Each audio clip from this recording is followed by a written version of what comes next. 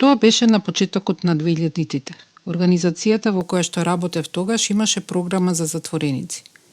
Еден ден требаше да заминувам колешка на редовните посети. Заминав со љубопитство, но тотално неподготвена, ни физички, ни психички. Самиот објект не беше страшен, не наликуваше на оние мрачни зандани какви што сме гледале на филмови и серии. Но енергијата на голем број луѓе лишени од слобода на едно место си го направи своето. Тој и целиот следен ден ич не ми беше добро. Кога и кажав на колешката дека и се восхитувам на издржливоста, таа возбудено рече: "Леле, заборавив да ти кажам да си ја превртиш долната облека." Тоа наводно помагало против урокливите очи на затворските ѕидови.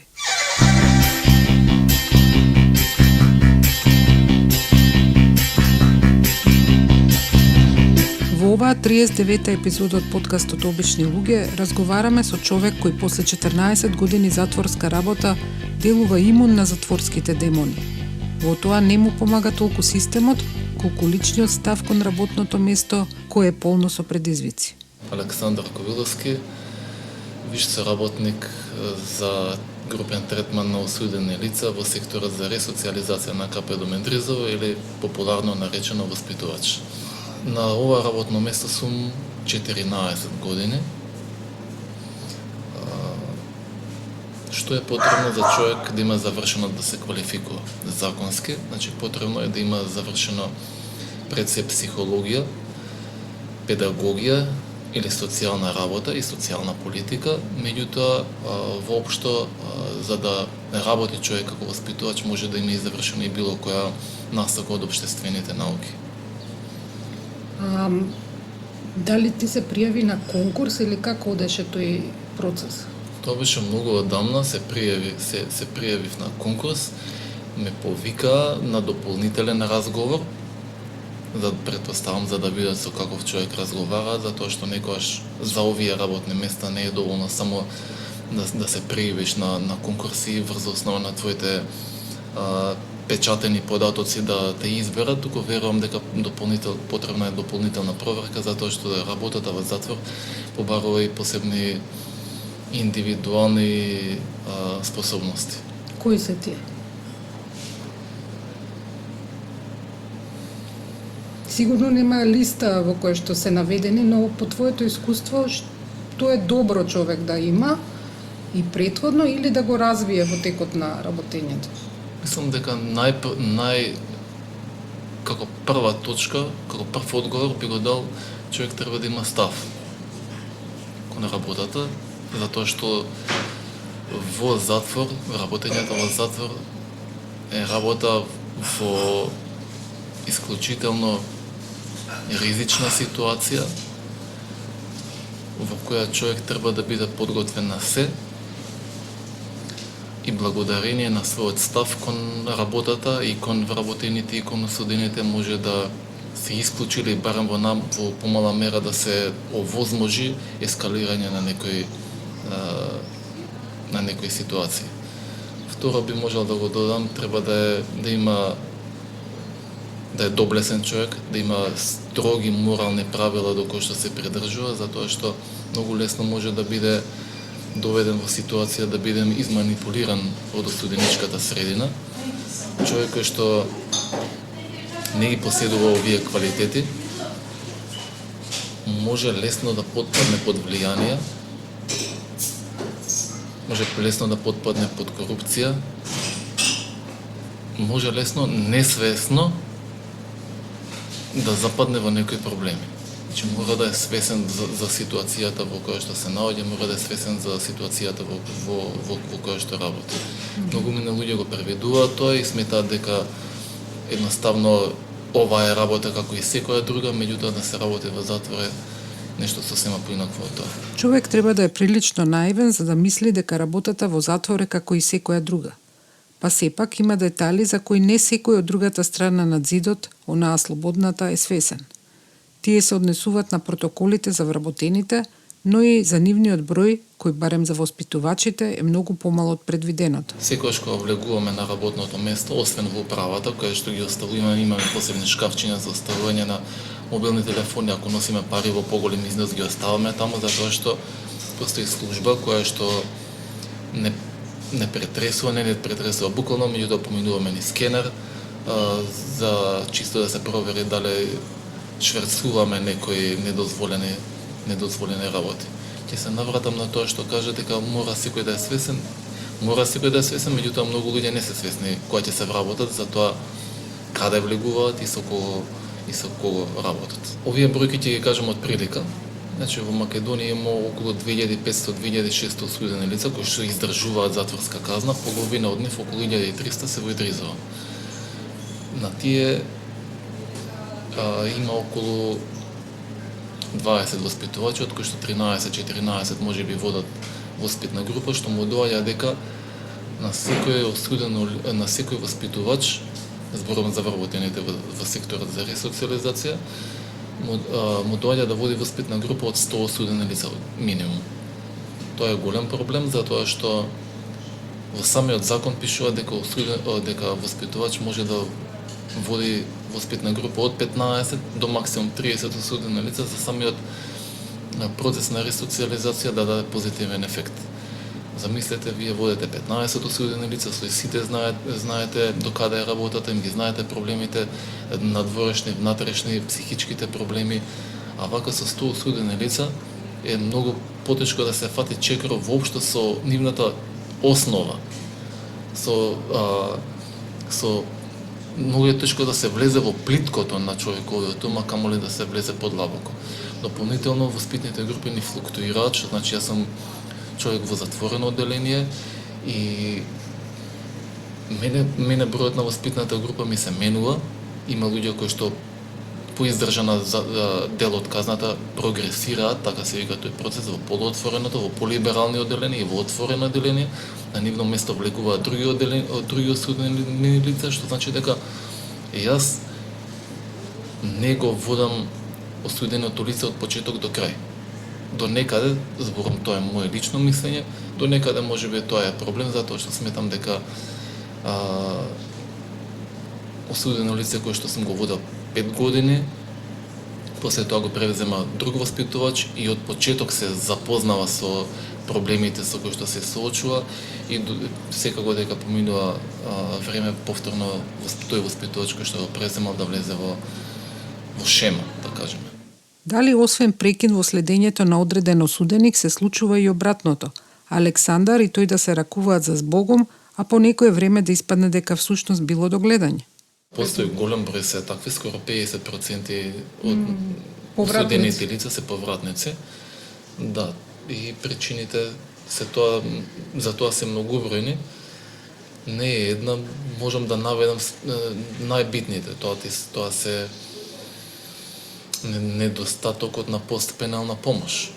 Значи, осудено лице кога ќе излезе од затвор и покрај тоа што доколку му е понудена вистинска професионална помош во затворот и покрај тоа што ќе му биде понудена, јас сум гледал многу случаи, посебно се работи за оние кои што се послабо имотни, сум ги гледал, се ослободуваат од затворот и ги гледам, стојат, чекаат автобус, го чекаат првиот автобус надвор од затворот и се прашам каква ќе биде нивната иднина, меѓутоа нашите овластувања се само во затворот и не можеме никако да се поврземе со нив и да им помогнеме и по затворот. Постојат служби кои што треба да го работат тоа, меѓутоа некако поврзаноста наша и нивна, комуникацијата помеѓу службите е многу мала. Тоа се социјални работници кои што претежно се социјални работници кои што треба да превземат во првите 6 месеци барем да им понудат дали се работи за домување, дали е минимална финансиска помош, дали да им овозможат повторување на контактите со семејството, дали да им понудат вработување и така натаму. Дали покрај сето она што го сведочи во затворот, Александар е сепак убеден дека има шанси осудено лице, па дури и повратник, да биде изведен на вистинскиот пат? Во идеален тип ресоциализацијата е можна. И верувам дека ќе биде во доста поголем процент од процентот кој што го имаме сега. Меѓутоа, за да биде ресоциализацијата успешна, мора да имаме услови за работа. Ние често слушаме по медиуми дека затворите не се вршат својата функција, меѓутоа има една изрека која што гласи затворот е огледало на општеството во кое што живееме. Ако имаме трула држава, не можеме да кажуваме дека затворите се не ја извршуваат својата функција. Во затворот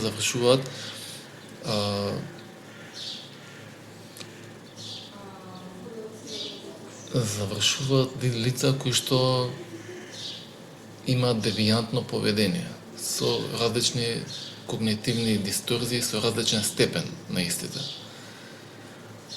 И со такви лица е најтешко да се работи. Лесно е да се каже дека еве работиме во некоја јавна установа надвор и дали функционира се и дали е се во ред со начинот на функционирање, со нивно функционирање. Меѓутоа, во затворот имаме исклучително тешка работа, затоа што да се избришат тие вкоренети уверувања кои што се таложеле кај осудените лица со години, е скоро невозможно. Не е невозможно, меѓутоа е премногу тешко. Замислете, често ја дискутираме една ситуација, замислете некој да ви каже дека облаците се црни. Вие што ќе му кажете? Не се црни. Се ставаме во улога на воспитувач и осудено лице.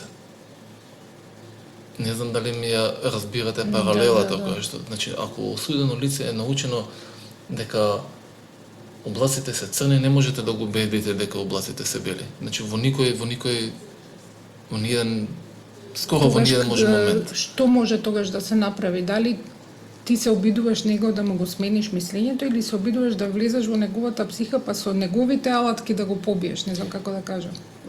Ова второво кое што го кажа е сметам дека правилниот начин на работа, затоа што не можеш да му наметнеш на некого нешто. Ние сме сепак вработени од системот во наводници кој што ги затворил. И да се стекне нивната доверба е малку потешко. Меѓутоа доколку се знае психата која што имаат и вредностите кои што си ги имаат интернализирано внатре во себе, сметам дека е можно да се искористат. Ние веќе во периодот од 7-8 години пилотираме одредени програми кои што се засновани на когнитивно-бихевиорална терапија и тие имаат позитивен ефект, меѓутоа поради недостатокот, повторно ќе кажам, на вработен персонал, тие се сведени само на ниво на пилотирање. Затоа што не може да водиш и групна работа со осудени лица и индивидуална. И групен третман и специфични. Ние во систематизацијата на КПД Медризово имаме испланирано воспитувачи кои што ќе водат такви специфични програми, како што се третман на доживотно осудени лица, на лица со високи казни, на зависници од дрога и алкохол, жени осуденички, сексуални престапници, насилно осудени лица и така натаму. Меѓутоа и ги имаме пилотирано и сите тие покажуваат солидни резултати. Меѓутоа поради недостатокот на персонал прекинавме со работа. Се надевам дека во иднина ќе имаме појачување на нашиот сектор за да можеме истите да ги реализираме. Може би се сеќавате кога на улица Максим Горки во самиот центар на градот, а може би и на други локации, имаше продавница на КП Идризово во која се купуваше најубавото кисело млеко. Се сеќавам дека затворениците произведуваа и шаховски табли. Од тоа сега нема ништо, а според Александар дел од вината паѓа на тоа дека сега затворениците можат да бираат дали ќе работат или не. Сум слушал дека на времето во 8 сат се бале немало осудено лице во келија. Значи сите излегувале да работат некаде. Тоа било, значи можеби не принудно, меѓутоа скоро принудна работа, затоа што го тераш осуденикот да работи, го тераш, меѓутоа го тераш за негово добро. Сега имаме проблем дека демократизацијата, ќе се навратам на неа, му дава можност на осуденото лице да бира дали ќе работи или не. И не можеме ние работниот ангажман да го користиме како алатка за негова ресоциализација, затоа што осудениот нема да сака да работи. Повеќе, подобро ќе му биде да се седи дома во келијата 8 сати, 24 часа, отколку тие 8 сати да ги искористи да работи. И без разлика на тоа што ти ќе му понудиш некои погодности ако работи. На него му е подобро да не работи. И знам дека е чудно и за тебе, можеби и за оние кои што го слушаат овој муавет, меѓутоа работите се такви какви што се. Ние во изминатиот месец организиравме шаховски турнир на осудени лица во Капедо Медризо и најдобрите од нив учествува и понатаму и на Европско првенство во шах. И осудените лица кои што победија на турнирот, мислам дека до толку влијаеше тој момент на нив, што знаете, имаше една безпрекорна дружба. Играат шах и се дружат.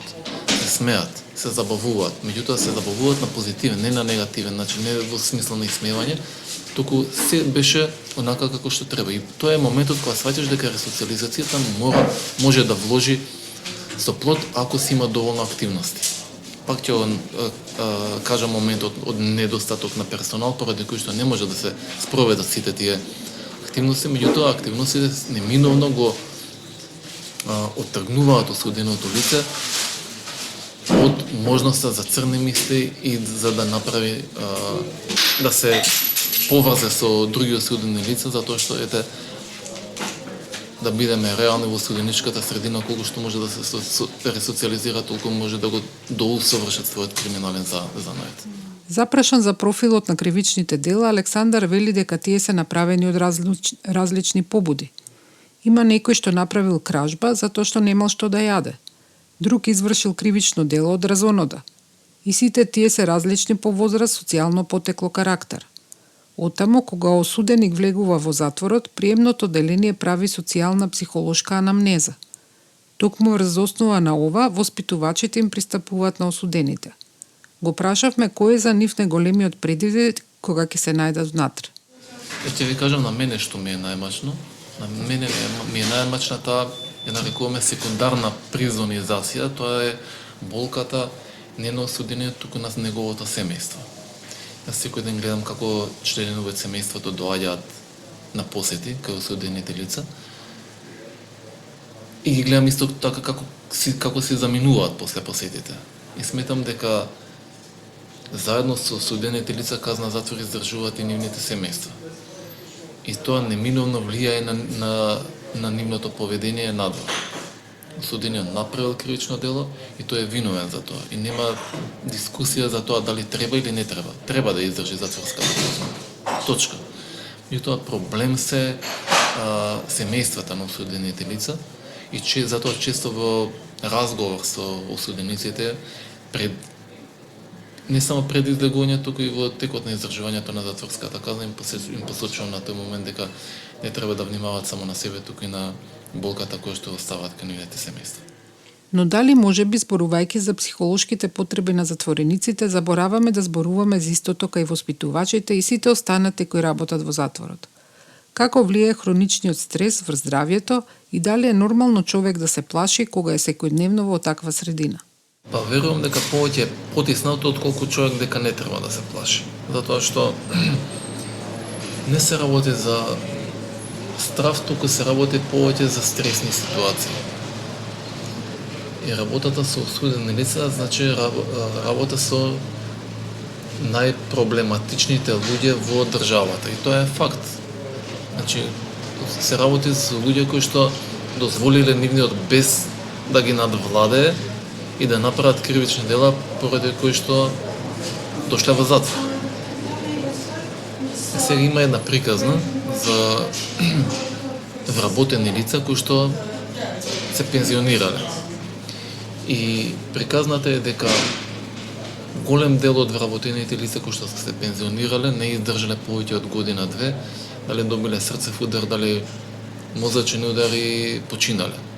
И сето тоа се должи на фактот дека после пензионирањето нивниот мозок, кој што постојано бил под стрес, се опушта и тоа е моментот кога доаѓаат сите тие наталожени проблеми кои што се чувани под тепих некаде длабоко во подсвеста, кои што излегуваат на површина и удираат на здравјето на човекот. Зборувавме за секундарната призонизација на семејствата на осудените. Но што е со семејствата на психолозите и воспитувачите? Нели се и тие индиректно со една нога во затворот? Можно е и така да се каже, знаеш како, на вработените кои што се во затвор им е невозможен пристап до мобилен телефон додека се на работа. Така што ние не знаеме што се случува со семејството. Тоа е нешто кое што тоа е првото нешто кое што ми текнува да ти го кажам сега, затоа што секој вработен во јавна администрација има пристап до мобилен телефон и при секој момент може да се јави на семејството, да исконтактира, да дознае што прават, како прават, дали имаат некои потреби така натаму. Дополнително она психолошко бреме кое што го носиме од разговорите со осудените лица, верувам дека на секој вработен влијае. И тоа буквално можеме сега ние да се правиме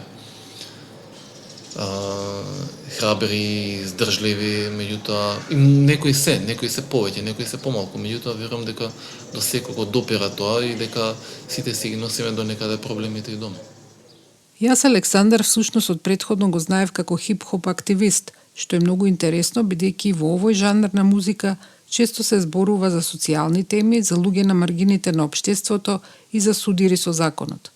Колку овој аспект на неговиот живот му помага во работата во затворот? И целиот тој хип-хоп активизам го користам во работата со осудените лица. Се уште има осуденици, голем број кои што ја слушаат оваа музика, кои што ме знаат, можеби не лично, меѓутоа ме знаат како таков работник и го користам хип-хопот полесно да пристапам до нив, затоа што јас не се поставам како ќе се повторам како класичен вработен со кравата кој што ќе му каже повели што те треба, тука знам и да сврзам и некој неформален муавет и доволно некогаш е доволно тоа за да може да ми го купиш вниманието и да ми ја купиш довербата.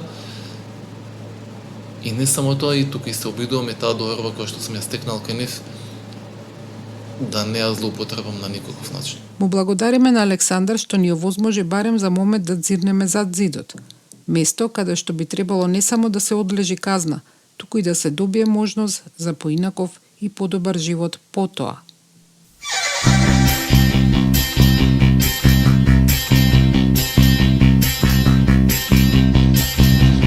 Ова беше 39-та епизода од подкастот Обични луѓе. Автор Илина Јакимовска, монтажа Бојан Угриновски. Музика песната Prison Song од System of a Down. За целосен транскрипт посетете нашата страница običnilugje.mk.